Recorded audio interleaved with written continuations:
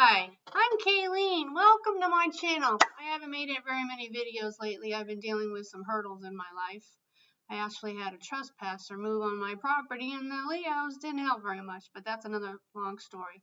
My channel is about health and fitness, graphic books, reviews of graphic books, anything to do with health and fitness, and also memory. So I finished my graphic memoir called Mom Remembers Me. I'm working on figuring out how to publish it now.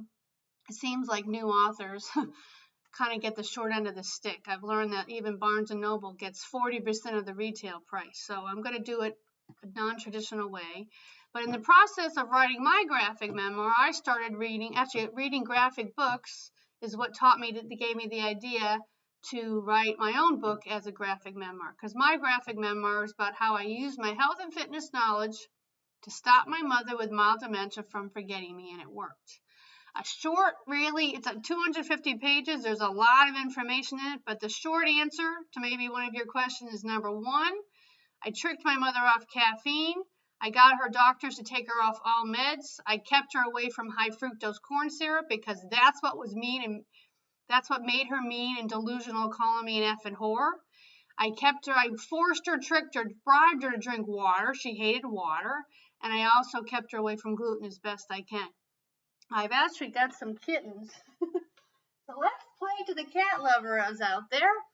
This is one of my kittens. And I swear the universe gave me these kittens because my cat died in the middle of trying to fight my trespasser, and then the universe gave me these kittens. They were feral cats behind my condo here in Northern California, and they are keeping me sane. And right now they're chewing at my toes.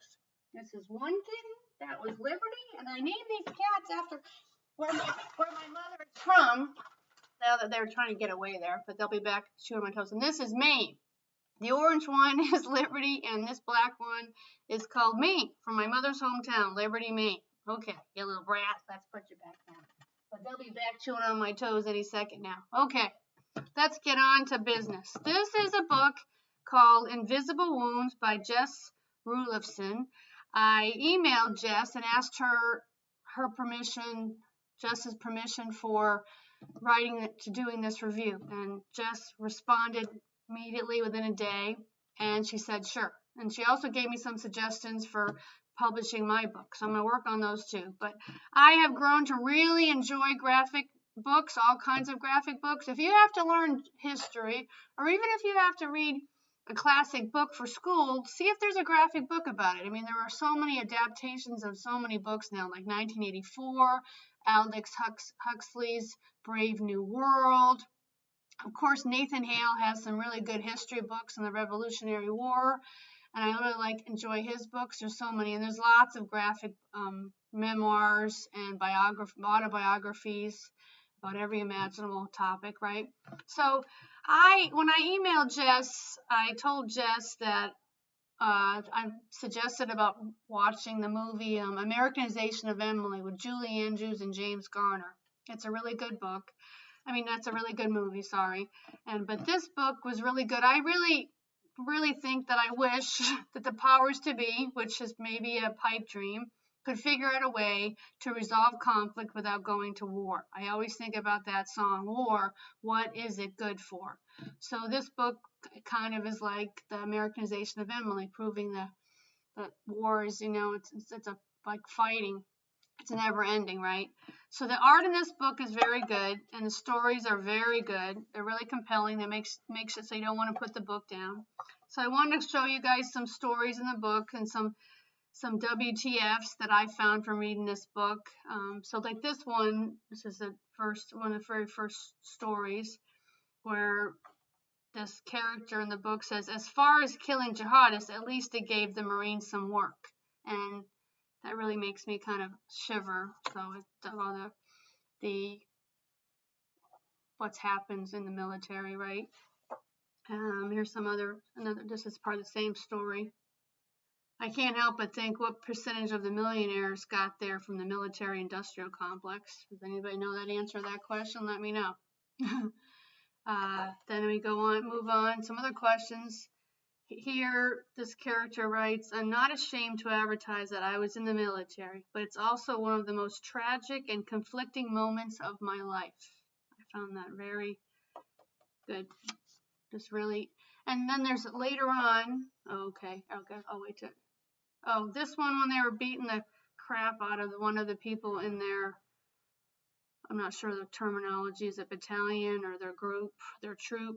They beat the crap out of them, but also there's that expression so much, leave no man behind. So why? And I also think about the Hacksaw Ridge movie, the true story.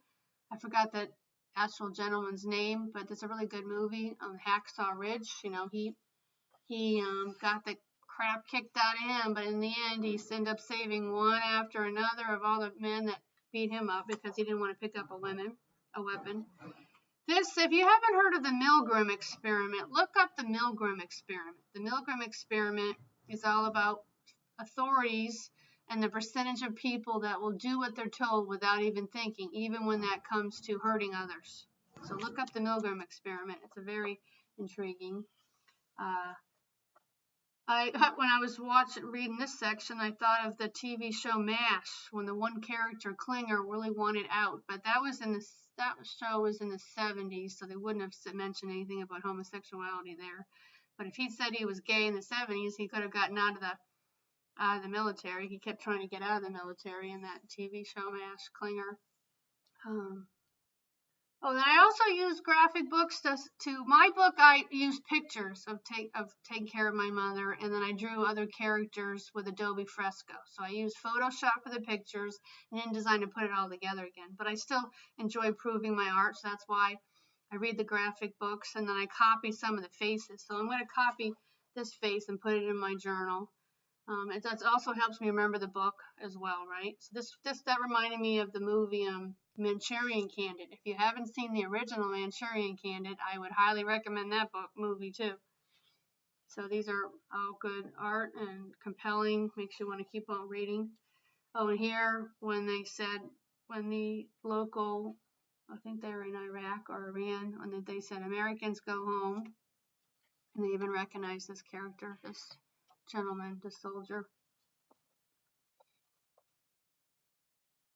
Oh, here, and I've seen this in plenty of movies, that the soldiers really hate the question about, have you killed anybody? And I don't ask that question to soldiers. My question is always, if you had it to do over again, would you do it again? And I usually get a surprised expression from any vets from that question. And sometimes, most of the time, they don't really answer me. So it's a good question to ask yourself for everything in life, right? Then the next one, hope I'm not going too fast. Oh, I wondered about this. His high school made him take the ASVAB, which is the Advanced Services Vocational Aptitude Battery. I would really wonder if there's studies on how that works. Writing my book about my mother, the neurological tests they give the elderly to test their cognitive functioning, there is no scientific data behind any of them that I can find. So there's a 3-word recall test that's very, very common. There's also the mini mental state exam, which a therapist told me that's only right 50% of the time. So why does the justice system use that as a basis to lock people up and judge their cognitive functioning? There's drawing a cube. And Betty Edwards in her book states that nobody can draw a cube without being trained, but they use that as a test on the elderly. So my mother did fine with all those tests. She did fine. But I just don't understand.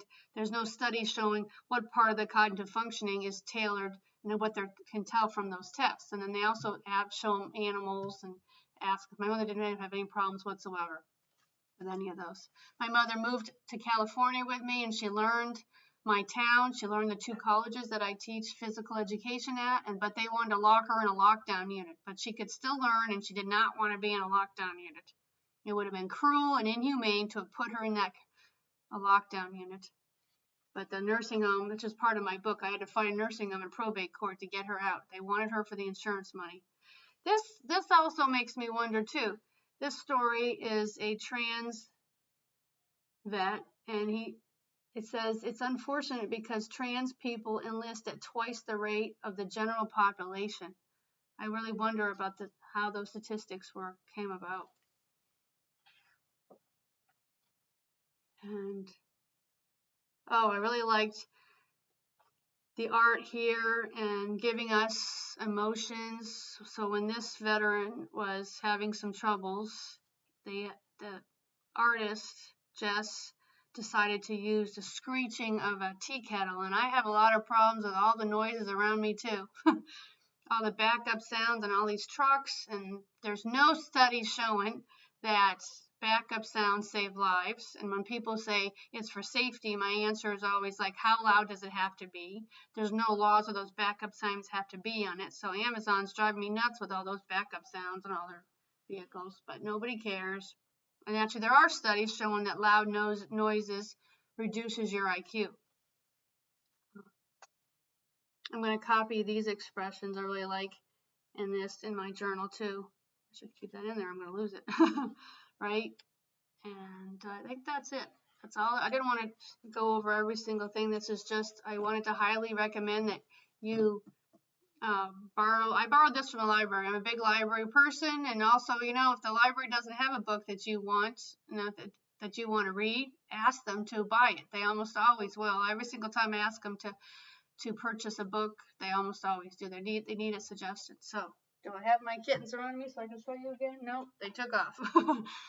Okay, thanks a lot for listening. I'm Kayleen. I would really appreciate it if you at least liked and maybe made a comment. Let me know what you think. If you agree with me, you disagree with me, whatever. I don't mind having some kind of discussion with anybody. And of course, I hope that you subscribe. I've only got like 39 subscribers, but I'm working on it. We got to keep on going, right? Hope to see you in the next one. I hope you guys see me in the next one. Thanks a bunch.